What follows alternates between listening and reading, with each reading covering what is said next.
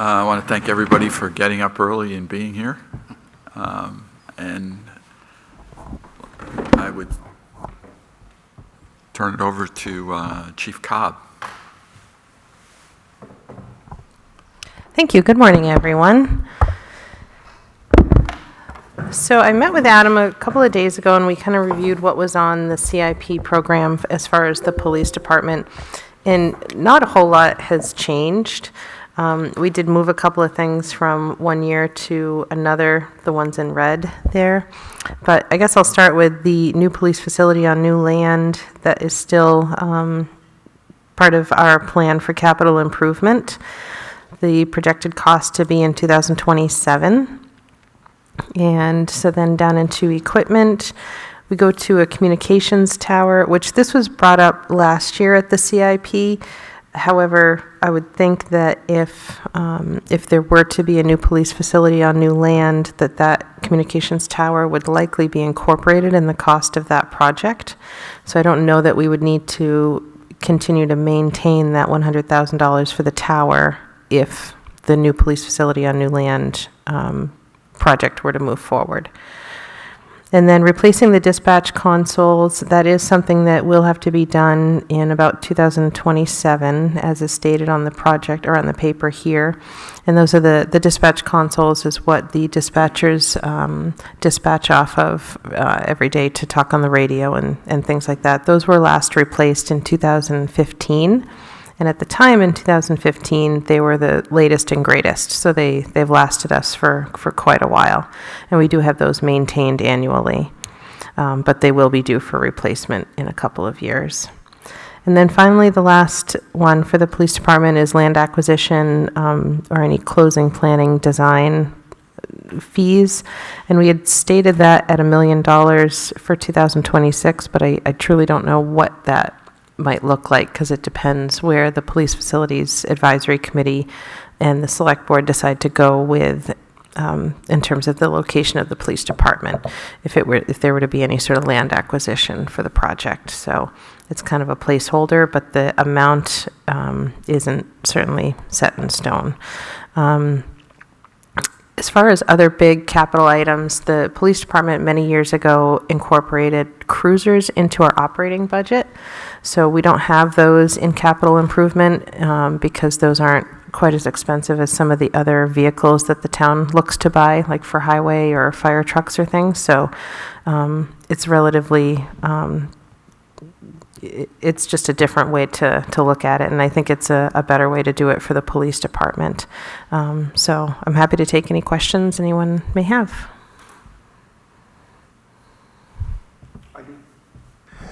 Could you talk a little more about the 8 to 10 million projection?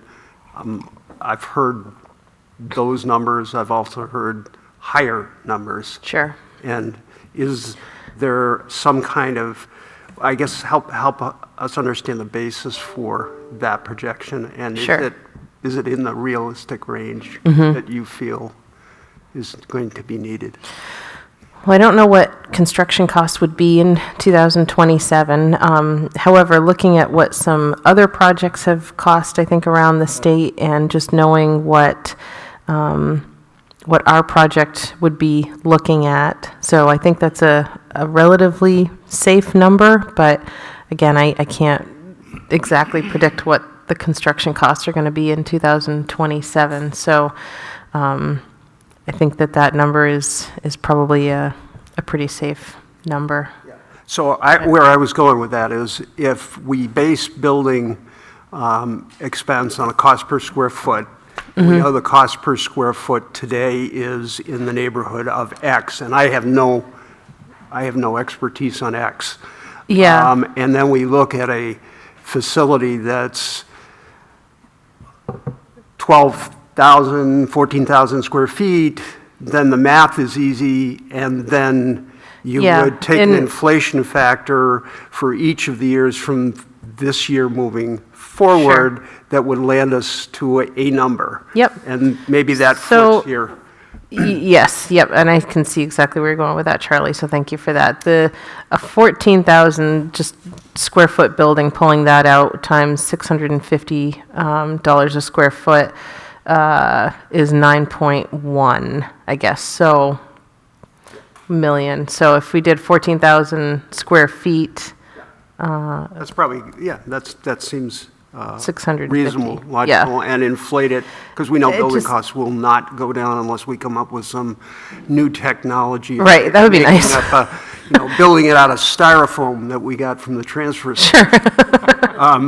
So it likely would inflate at a 5 to 7% rate each year. Yep. And then you Yep. put what I call the wiggle factor in, which is Mm-hmm. typically a 20% factor for everything you never anticipated that probably will happen. Sure, right. And then that And- lands us to a number. Yeah, Yes. maybe that foots. Yep, so that's also kind of where that number came from, is generally speaking, if it was, and that 14,000 square feet is not set in stone by any means. That's just kind of an estimate of what a building could be. So, yeah. And with the police committee sort of progressing on, by the time we actually need to send this to the planning board end of September, they may have some more concrete Yeah. data that we can update this number with to really fine tune it a little bit. So maybe something we can revisit in 6 weeks or so. That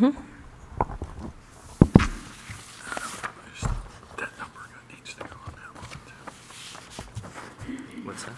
The million, it needs to come down. Oh, yep.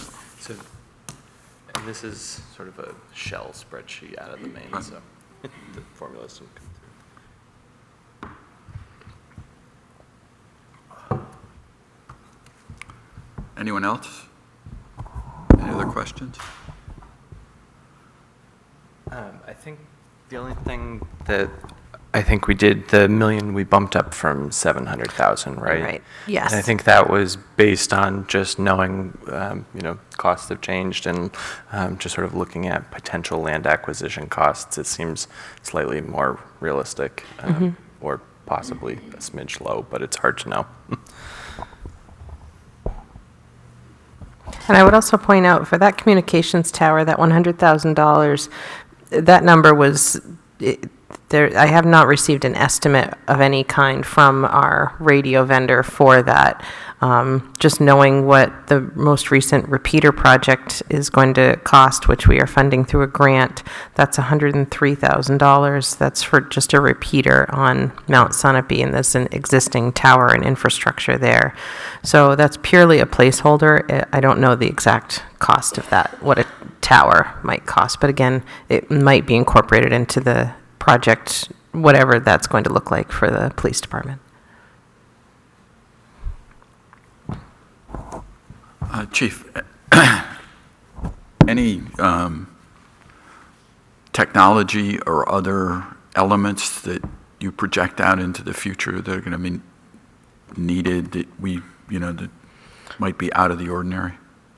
Well, I think the dispatch consoles is a pretty sizable piece of technology that we use every day, all day, that should be considered. We have been making an effort to try and get away from physical servers on site and put things more up in the cloud, and we've been able to accomplish that with a variety of things over the past few years. Our new computer-aided dispatch, our CAD, our dispatching software, and our records management system. And our body cameras are up in the cloud, our tasers are up in the cloud, all of that data that's accompanied with those pieces of equipment. There's other things that the technology is old in our building, and like our door access keypads that can't go up into the cloud without significant cost. I just got an estimate for that. It's going to be very, very significant. So in terms of, I guess, technology on site, we're definitely trying to move more toward things up in the cloud. And with that comes, the cost is typically associated with that function. Like our CAD and records management system, it's a cloud hosting fee and a maintenance fee for the program itself. With the body cameras, it's incorporated into that function. So as we go along, I'm definitely seeing more and increased costs for licensing and then cloud hosting. And those costs would be in your operating budget, I Yes. expect. Yes. The question, there's been, a lot of legal things about maintenance of body camera data and things like that. Is that a potential big cost that going forward? That's incorporated into the cost of our body cameras now, so it's on a secure, it's in a secure place up on the cloud through the manufacturer of the body cameras. And it's pretty specific. The law is pretty specific on what we could or couldn't release. So I don't know that there's any sort of other increased cost, and those are for 5 years. There's a 5-year warranty on those. So I would anticipate we got those in 2022, I believe. So the trend certainly of body cameras in New Hampshire has been that a lot of agencies are going to them, but with that, and I think the state of New Hampshire as a whole generally likes to see agencies with body cameras. That being said, they like to offer grant opportunities in order to encourage that, which is what we capitalized on. About half of our project was paid for with a grant. So there might be some additional costs, but I guess that's something I could look to put in the CIP. So would I put that in the CIP if I don't know that there's going to be grant funding of it? Whether or not there's grant funding. Oh, okay. So if we, Okay. I guess I didn't think of it that way. I'm sorry. So can I come back that? Can I do some research on that and come back to the group? Okay. Okay.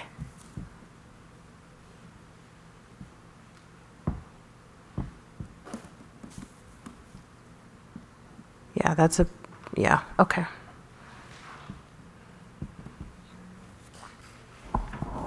I certainly wouldn't want to go away from body cameras now that we have them and we've incorporated them into our daily operations. Right. Okay, I understand. Thank you for that, Paul. the project threshold's 20,000. I don't know how much a body. Oh, it'll be over that? Yeah. Yep, okay. Any other questions? Anything from the public? Okay, thank you, Chief. You're welcome, thank you. Turning to Kim. Good morning, all. Morning. So I'm here this morning to talk about 2 projects that the administration will be looking to have funded. The first being the upgrades to the Academy building. You've seen this in prior years, and we hope to have it done in this fiscal year. The project entails, just to remind you, the project entails increasing the size of the town clerk tax collector's office into the town administrator's office, moving the town administrator's office up to the 2nd floor. And probably that's an important piece of it. The other important piece is the security of the building. Currently, we have keys that lock the building. There's no burglar alarm, things like that, cameras. So that will be all incorporated in this project. We feel that getting that project done first is important before we turn our attention the following year to the records retention, because that will include staff time to gather all of the paper records that we actually need to digitize. Much of what we have is on the computer already, but we have decades and decades of paper files that will need to be digitized so that we have it safely on computers, and we're able to find it easily for citizens and for ourselves. Adam has to spend quite a bit of time in the basement looking for records. We all do. So those are our 2 projects.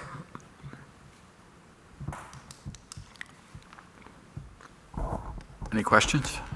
The digitization of records, I know it's been a project for a while that's been there to do important, we know that. Are there now, do you know, advancements with artificial intelligence technologies that will possibly help us as we look at archive and record retention going forward? Can you give me an example? Have vendors been talking about that? Artificial intelligence, like how? Well, artificial intelligence. I know what it is, but I'm just there are a lot of products on the market today that offer capabilities of inquiry in particular, and they're inquiring off databases. And so your database can be as broad, as focused as this is just New London data, but there is also regional, state, national, world data that pertains to the particular type of information that we're retaining and then continually feeding it to. And it's there for potentially multiple purposes. And I don't know all the purposes of it today as I speak. I have just started looking at AI for an application with a company that I'm doing some work with, and it is very interesting in terms of what it does and what it can do.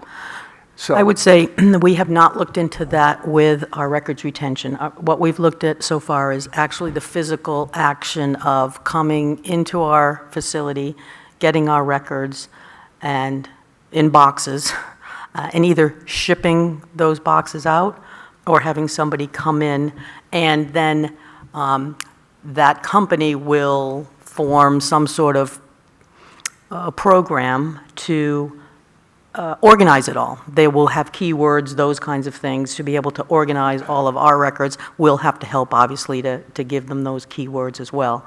But I haven't talked to any companies about incorporating other information from other towns or through the internet on various topics. So you're saying, say, for example, planning, some documents on planning Yeah. might also key the person who's looking at those records to other records that might be associated with that? Right.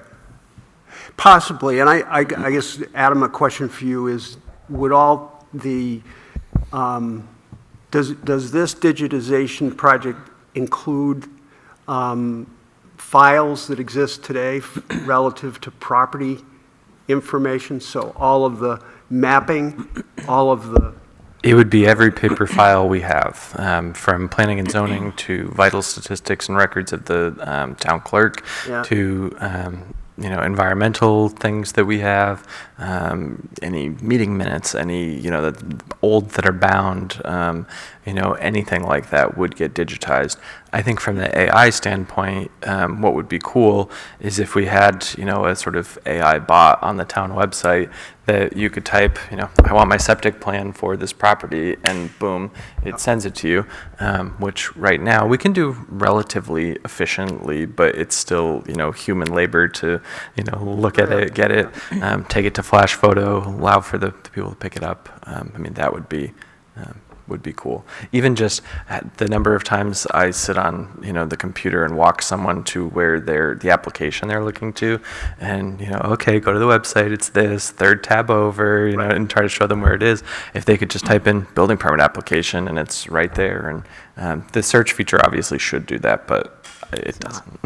And currently, people can't look anywhere online and get historical records. All right. Unless they contact archives. Jim Perkins does have quite a bit Right. already. So that'll be a huge help when we do Jim this is project. practically AI on his own. Yeah. I asked But he for can minutes find from things just 1890, Just and he for got... clarification of scope, does it include the archives? Or is he doing it separately? His pretty- is done. Yeah, this information will be able to link to his, but his is pretty much all done. Okay. He digitizes everything. And he has special scanning equipment for the archive-based work and he has cataloged it himself. Right. He takes pictures of things. The scanner we have is on our copy machine, so we're able to scan documents like this, and we have been. A lot of our stuff is digitized now. It's not organized into the files that it will be, and it's not really searchable as easily as it will be. Right. So the 125,000 has been a consistent number for the years that it's been on the CIP, at least that I've been aware of. Is there any change that you anticipate, either up or down as a result, or are you Once just we get keeping the into number actual static? getting bids, I think we'll know better. And as some of what the chief said, there will be ongoing costs, I think. Once we get this project, Yeah. it will take more than 1 year. And what I hope is that once we get it all done, that staff is able to continue to maintain it. And I And, do as think- Adam pointed out, we may need additional equipment if we're going to scan large plans, but we can also tell applicants, you have to give it to us electronically. We will no longer accept large plans, which would mean we wouldn't have to buy a scanner. And I do think from the keyword association to things, AI has helped in that regard, where it used to physically be somebody, looking at the document and figuring out what the keywords were to associate with it. I think probably now when they're scanning it, that it's it's reading all of the words on the scan and automatically uploading those. So that's probably created some efficiency. So it'll be awesome once we get it done. Getting there with the boxes and boxes and boxes of things in the basement might not be so fun, but And we went through this when we had our GIS mapping done. That was maybe 10 years ago. We actually closed Sid Crook, the meeting room, for a whole summer in order to collect every single plan in the building. That had to be shipped out to CAI in Littleton, and it was a huge project. And that was a project the town saved money for, I want to say 7 to 10 years. It was on the town's radar. So it was a big project, but obviously it was, it's really great that we have it done finally. So this will be similar to that in terms of getting information together, making sure if it does leave the building, that we know it's leaving the building, because obviously they're governmental records. We need to make sure they come back. Along with what Charlie raised, I have some experience, not directly, but administering situations where a huge amount of money is spent doing exactly what you're talking about. And due to advancements, you end up with something that can't connect to what everybody else is doing. And as an example, a lot has been done on our assessing site, a lot more stuff on there. As someone that uses it a lot, it's almost totally unsearchable. And you get a whole list of things, and the only way to figure out what is behind it. And it's that kind of things where you spend a lot of money and then you end up with something and I don't know how you do that, but I would say to put that on your list when you talk to these companies, not just how are you going to get it on there, but how are we going to create things that are more user-friendly and searchable. AI, I think, is going to help, but junk in, junk out. Right, absolutely. Is a big problem, and so much money has been spent. Yeah, medical records. Yeah. I know a big hospital system that's done it 3 times, from scratch. So It's not going to help us if we can't find the records. Now Well, we have a and- half decent chance of going to the basement, but if that goes away and we can't find stuff, or citizens can't find it. Yeah. And the companies that I've talked to so far, they have done municipal records, so I hope that helps to have the company already have an understanding how it works. Citizens need to come in and look at it, staff need to look at it. Yeah, I think you have a lot of expertise of people trying to use it. Adam, your whole staff. Those questions, once you get down into the, are really going to be important. Right. And one other thing I'll bring up here, which is a personal question. I think all of this, in my mind, from the real estate standpoint, is really hampered by not having the deeds and those records. I guess it's been farmed out to a private company that can charge money for it. And What do you mean, Paul? The deeds should be attached to the property card, so you should be able to see them for free. well, in most cases, they're not, I think. And I think if you really want to do a title search, you've got to go either to the county or you've got to go to this service. And it's not a New London problem. I think it's a New Hampshire problem. Somebody should be working to integrate that.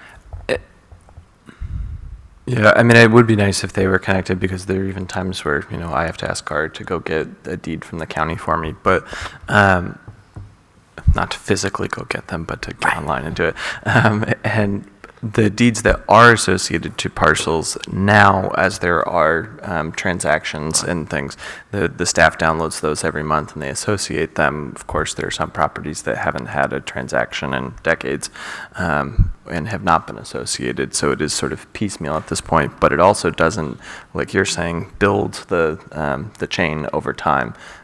That, you know, it's a snapshot in time of Right. whatever the last, or maybe the last couple of deeds if it's, you know, transferred a couple times. And Which you'd have to physically either go to Concord or have them, I think it's a membership in Merrimack County, so that you can look at them.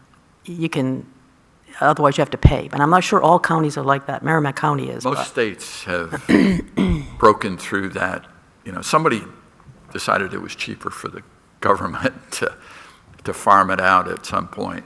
But most states are evolving into realizing that people have to be able to search it, you know, not just the planning records. And, you know, you go to the county, you can't get the planning records. So, You can't get planning records? not from the county. not the They're not actual, like recorded. the file. I mean, They're anything not, recorded. would be anything there. recorded, you can get at Merrimack County. Yeah. But I'm saying, and again, this is not a New London thing, but as you talk to other towns, at some point, the state's got to somehow reorganize that so that you can get at that stuff. Or you know, as you're saying about AI, I mean, Right. you can do a search, and unless you do a secondary search and go through this other thing, you won't get to it. Right, and what you mean is get to it more easily. Right now, you can get to it. You can go on the Merrimack County Right. Register of Deeds. You can look at any deed from, I don't know when they started, 17-something, whatever it is. So you can actually do it. There's a cost to it if you want to look at it in Merrimack County. I'm not sure that there's a cost in the other counties. You know, each county is Right. its own little business.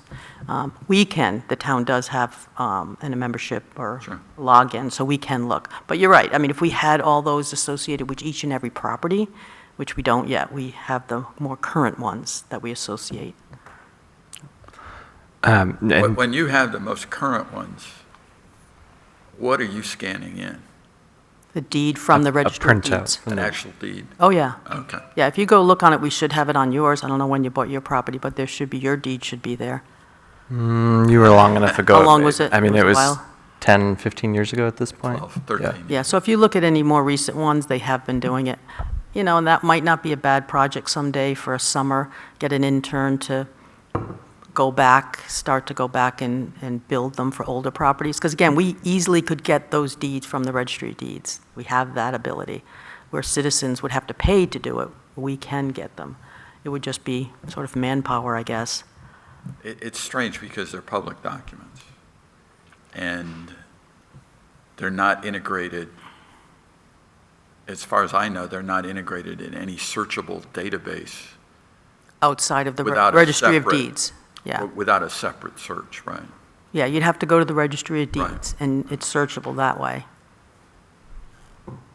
Not the top of your, But I mean, that would be, But- and, but you know, it's- wouldn't it be great if there was some computer program that could actually do it automatically? Because it would be tedious and long going to, you know, Paul Vance's property and then going backwards, you know, recording each deed, you know, the deed you got, the deed before that, the deed before that would mean going to the Registry of Deeds online, downloading all those deeds and associated. I mean, it would be great to have.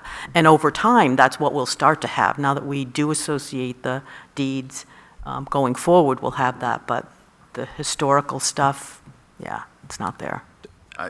I just, as an example, there are, I mean, I run into it often, a lot of easements in town. And searching those is a big effort unless you've got access to that other database, which then you have to do it totally separately. Right, that's right. Okay.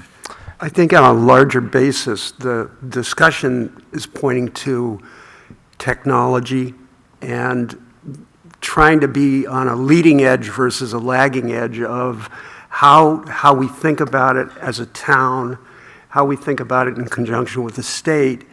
And my first year on the Budget Committee, I raised in the Capital Reserve Fund discussions the possibility of creating a technology reserve fund that would reside with, obviously, the money, because it's not a capital expense, not under the purview, certainly, of our topic of discussion. But it seems to me that we're at an exciting point in time of technology, particularly around, I will say AI again, and I could give examples, I'll not bore you with them now, specifically of how it's being used, what its capability is, how it gets loaded into the particular applications that exist.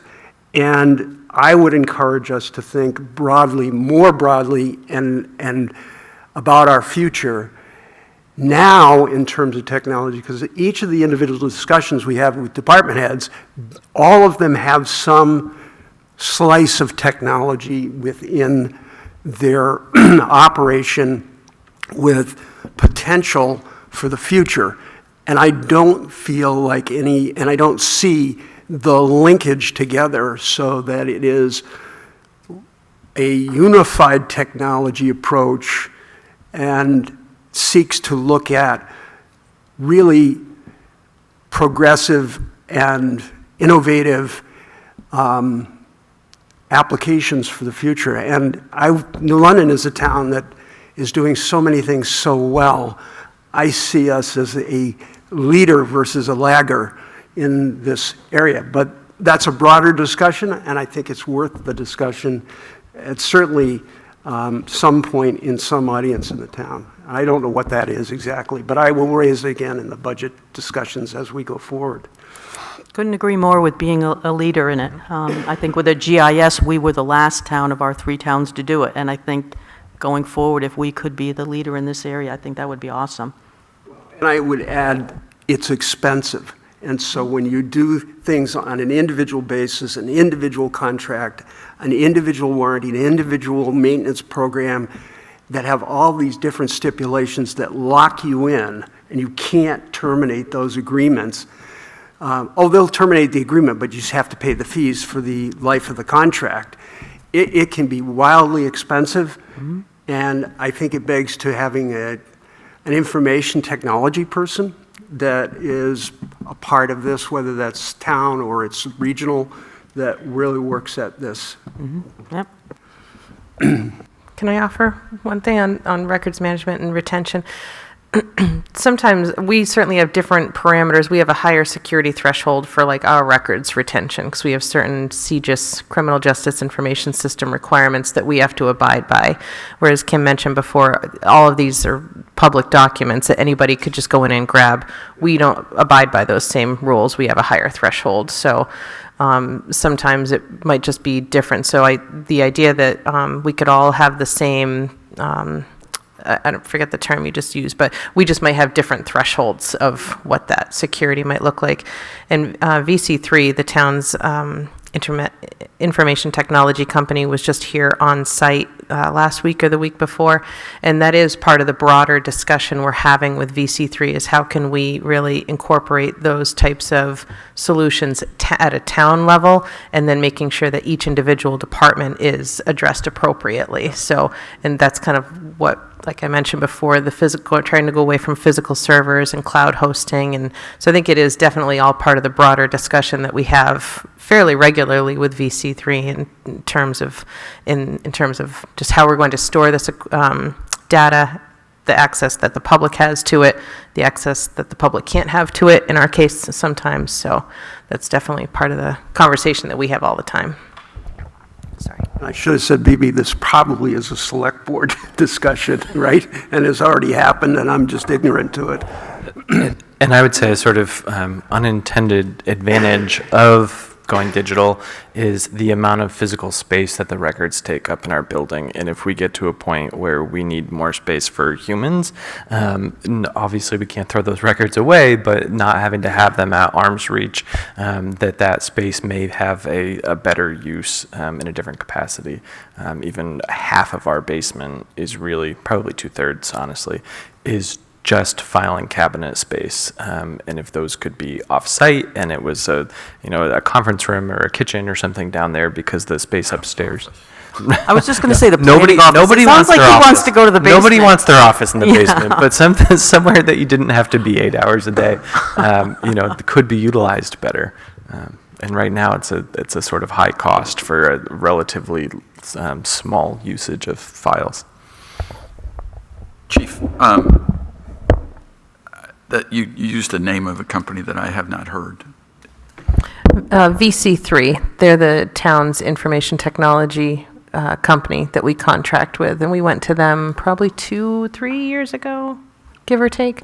My only question is that, does that cover all departments? Yes, yep. And Mike Williams was integral in getting that company here and getting us up to speed. And because before, I feel that we were very siloed in each of our departments, and we maybe got our computers from a certain online vendor and the town office got them from somewhere else. But now we really have VC3, I think, on our side, and they look very closely. We have a big spreadsheet of what computer is going end of life when, et cetera. So, and if anything doesn't work, we put in a ticket and they call us and they fix it. And especially, I can speak just for the police department, we have a lot of information technology needs and a lot of security needs. So it's been really, really crucial for us to have that type of support in IT, and we appreciate it very much. I don't know the company. It seems like the things that Charlie brought up and I was discussing and we've discussed might well be put to them and say, can you assure us that you're looking at those integration elements, not just hardware and software, but that they will help us integrate into the future, so we're not buying software or cloud or whatever that is not going to work, the way that, I guess, the concept that we have. Yep.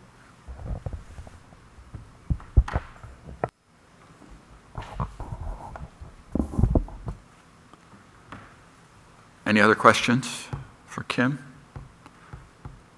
Any from the audience?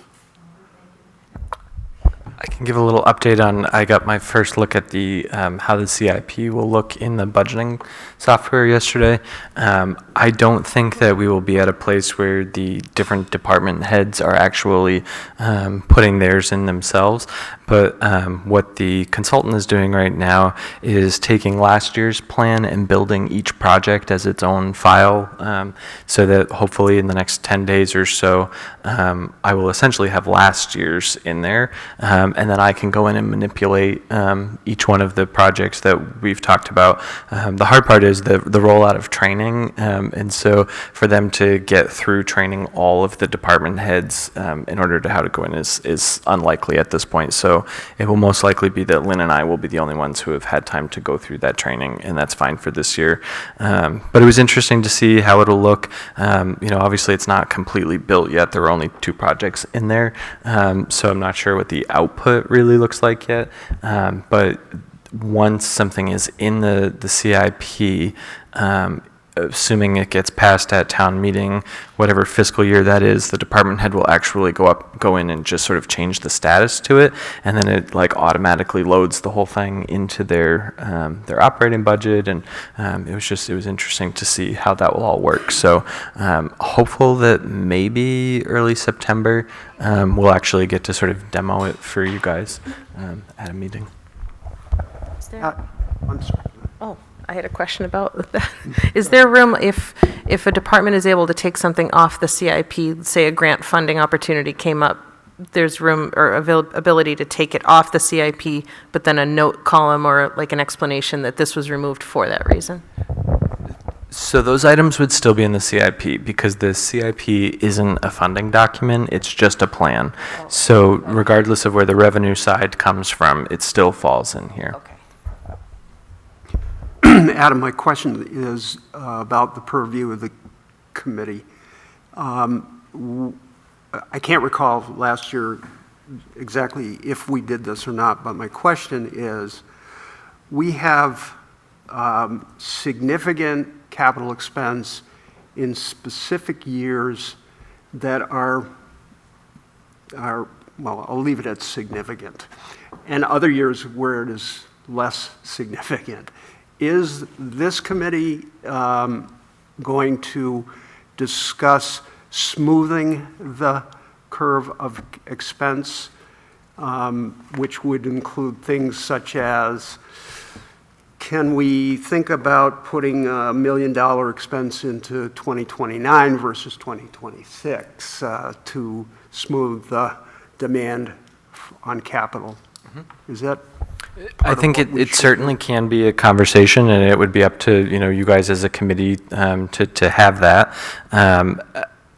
A lot of ways CIPs are done to help the capital reserve decisions, so that even if there are spikes in those years, it's smoother from an actual expenditure side of things, so that the capital reserves may have been being set aside ahead of time, so that it's not as noticed. But certainly those are conversations that can be had. If there's, if the $8 to $10 million is in 27 and there's also a $2 million fire truck that year, maybe you move those a year, Yeah. significant expenses like that. It sounds like that may be a budget discussion as opposed to a planning decision, although would add to it that I am a proponent of and this does it prioritizes based on need and year, timing, asset life, other projects that are underway. I am a proponent of categorizing expense in a particular year or series of years, meaning we have to do this. This is mission critical to the operation of the town and its mission to its citizens, versus we would like to be able to do this, or it's important but it isn't imminent. To help inform a budget committee and the planning process in general from an administrative standpoint.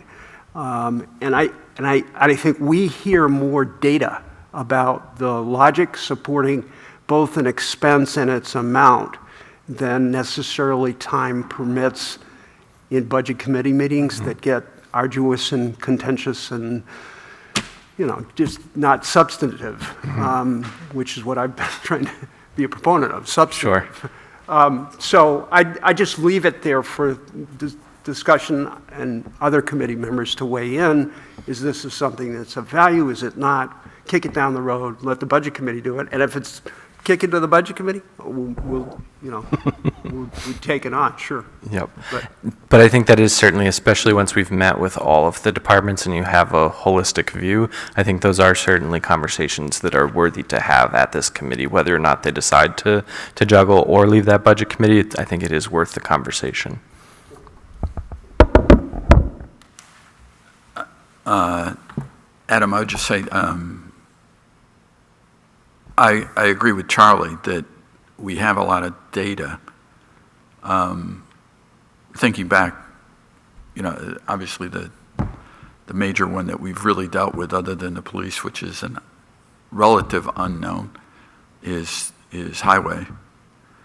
And we might want to circle back with that department and ask them to prioritize or something like that, because I'm not sure from what we heard. We could have a discussion about that, but I don't think that we really asked them that question. And there might be stuff that they would want to bring up that, they have a truck that's rotting out. They told us that, but I'm just not sure when you look at their whole list that we have enough to do what Charlie said without stepping on them in a way that we just wouldn't know about.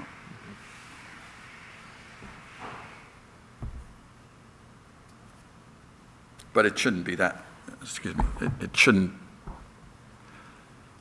they could do it in a memo, I think, the ones that, even on that long list, that are.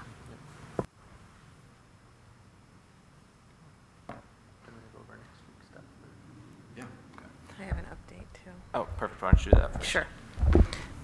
I thought I had this number in my head, but I wanted to go confirm before I said it out loud. I was able to find it.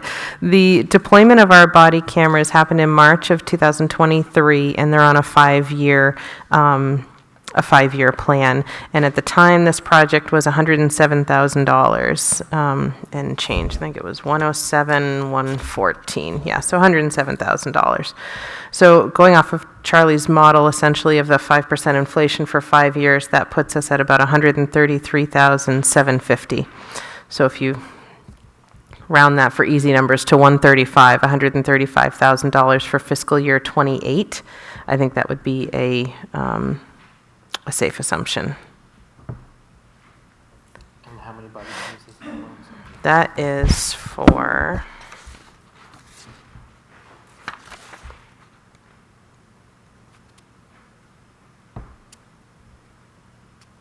Sorry. 6 cruisers. And we actually have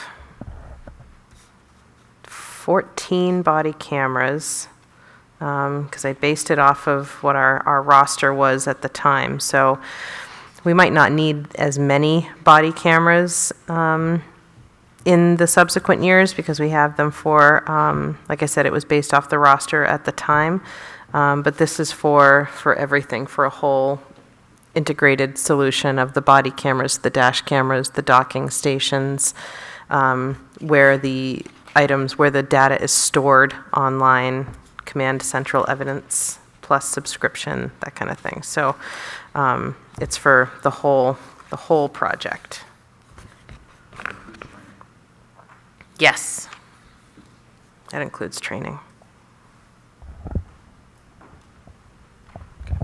All right, so I will add that in for the update. So next week, there's not a police subcommittee meeting after, so we won't be under quite as tight of a schedule. So I know we have the fire department, which is usually a slightly longer one. They have a lot of equipment, and so it usually takes a little more. I'm hopeful that we can get the Tracy Library on next week too. We've sort of, with allowing administration to come this week, we've sort of shuffled schedule a little bit. I should be meeting with Richard, the new library director, Monday afternoon. So it's somewhat in flux as to, what comes of our meeting, if they can come forward. But I think likely they will keep things pretty close to what last year's was, because he's been here 3 weeks. Is that right, Kim? So I doubt he's going to upset the apple cart too dramatically at this moment. But so my hope would be fire and Tracy Library next Friday. And those might go hour and 15, hour and a half. So if we could just plan to, max be here until 8:30, that would be great. And then I'm thinking 23rd.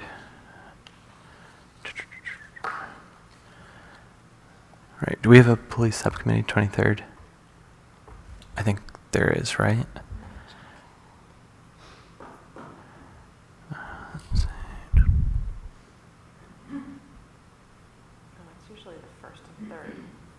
Oh, okay, so it's the 16th. Yeah. Okay. So I'm hoping for the 23rd we can sort of do the all of the other committees, the conservation, waste reduction, energy, planning board, that it likely is like a 1 or 2 line item thing, if anything, for those. So it should be that we can crank through, 4 or 5 committees and their asks. So I will begin to reach out to those folks as long as the 23rd looks good for folks to give them as a date. I didn't want to get ahead of myself and invite them on a date that didn't end up working out for everybody. So does that look good? Okay. So we'll plan for 8/23 for sort of the committee folk. And then looking into September,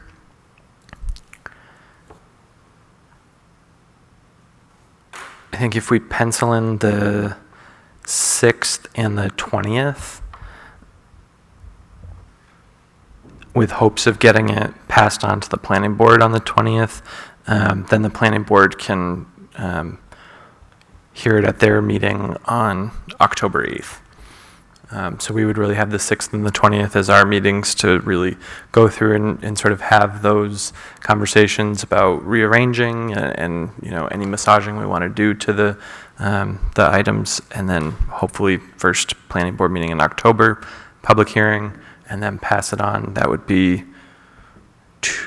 almost 3 weeks, I guess, before the selectmen's budget meeting, and then the budget committee meetings start subsequent to that, correct? Okay. Facility meetings on the 6th, 20th. Okay, so those, hopefully the 6th and 20th would be an hour. We'd do 7 to 8 and be out of here for the police folks. Sound like a plan? Okay. And we'll make Tim bring breakfast or something next week because he's in New Zealand today, so it's a lot more fun than being here. Admittedly, he texted me yesterday afternoon, but it was 7 a.m. Friday for him, and he said, it just occurred to me, it's my 7 a.m. Friday. I didn't tell you I'm in New Zealand tomorrow for our 7 a.m. Friday. So, all right, well, thank you guys. Enjoy a hospital day weekend. Thank you, everybody.